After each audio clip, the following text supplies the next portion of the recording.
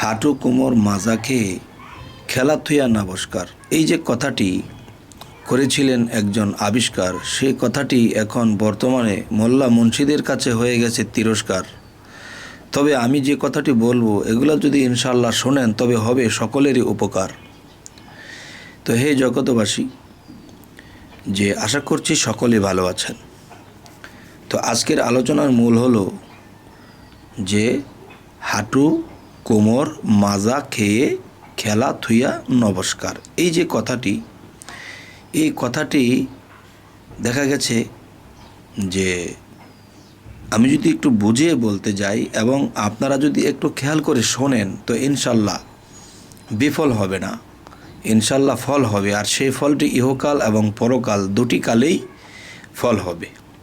এখন দেখা গেছে মানুষ এই পৃথিবীতে কেউ একটি বিবাহ করে, একটি বিবাহ করার পরেও দেখা যায় তার খারাপ কোনো স্থানে তার কোনো সম্পর্ক আছে বা সে অন্য মেয়ে মানুষের সাথে সে যৌন সম্পর্ক রাখে।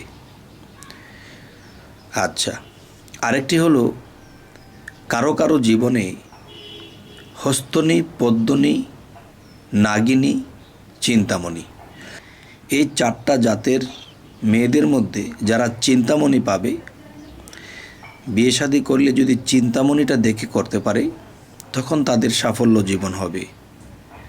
আর যারা হস্তনী, পদ্মনী, নাগিনী পেয়ে গেল তাদের জীবনটা কেমন হবে যে সেই পুরুষ বেশি দিন পৃথিবীতে টিকবে না।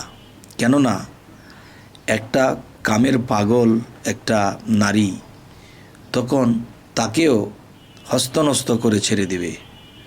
আধ্যাত্মিক জগৎ তো পাবেই না, তার শরীরের যে রজশক্তি, বীর্য শক্তি, এই জিনিসগুলো এখানেই নষ্ট করে যাবে। তার পরপারের পুঁজির জন্য ওগুলা টান পড়ে যাবে। তখন কি হবে?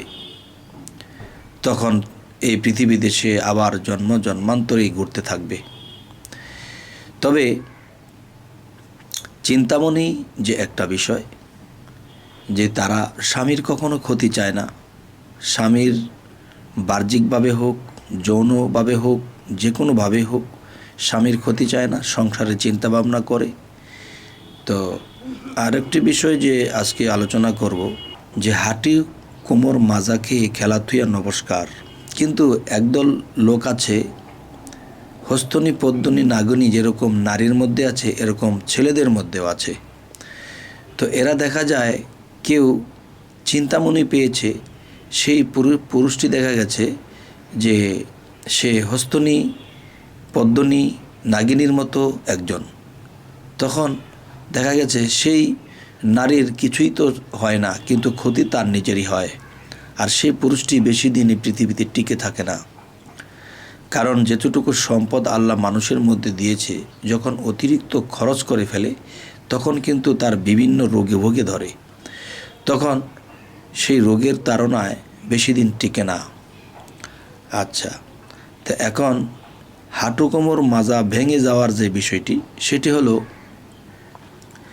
মানুষ নিজের স্ত্রী থাকার পরেও বহু খারাপ জায়গাতে অংশগ্রহণ করে, তখন নিজেকে ধ্বংস করে। তো এই জন্য বলি যে যারা বুঝেছে তারা 25 বছর বয়সে বুঝে নিজেকে সাবধান করে চলে, আর এই জিনিস খরচ কম করে। আর একদল লোক আছে যে আমিত্ব করতে করতে করতে করতে এমন এক পর্যায়ে চলে যায়, তখন কি হয় যে তার জীবনের কলমের কালি ফোরাতে ফোরাতে এমন এক জায়গাতে চলে যায়, তখন তার হাঁটুতে শক্তি থাকে না, তখন তার মাজায় শক্তি থাকে না, তখন অল্প সময়ে চুল পাকা ধরে এবং দেখে যে অল্প সময়ে তার মরণ তাকে ঘিরে। তখন কি করা? তো আজকের যে আলোচনাটি এটাই বোঝাতে চাইলাম যে কেউ যদি খেলা থুইয়া নমস্কার করতে চায়, তিনি যেন 25 বছর বয়স থেকেই সে সতর্ক হয়ে যায় আর যদি কেউ 65-70 বছর বয়স হয়ে যায় তখন যদি খেলা থুইয়া নমস্কার করে, তাহলে সে কিন্তু ইহকাল পরকাল দুইটি স্তরের সে আটকা পড়ে যাবে। তবে হে জগতবাসী, জানি না আজ আমার এই আলোচনাটি আপনাদের কাছে কেমন লাগছে, যে আমরা আজকের পর থেকে চলুন, যারা আমার এই ইউটিউবে এই আলোচনাটি শুনতেছেন, যদি আমাদের মধ্যে বা এই দেশবাসীর মধ্যে বা এই মানব জাতির মধ্যে যদি এমন স্বভাব চরিত্রের আমরা কেউ থেকে থাকি, তাহলে আজকের পর থেকে আমরা নিজেকে শুধরে নেব এবং আল্লাহর ইবাদতের দিকে মন দেব। তখন কি হবে, যে একদিকে আল্লাহ খুশি হয়ে যাবেন, আরেকদিকে আমরা পথ অগ্রসর হয়ে যাব। হে জগতবাসী, আজকের আলোচনায় কেমন করলাম, কেমন লাগলো আপনাদের অবশ্যই জানাবেন, এবং আমাদের এরকম ভিডিওগুলো পেতে আপনারা সাবস্ক্রাইব করুন, বাকি ভিডিওগুলো আপনাদের কাছে পৌঁছে যাবে। তো আজ এ বলেই রাখলাম, সকলেই ভালো থাকবেন। আল্লাহ হাফিজ।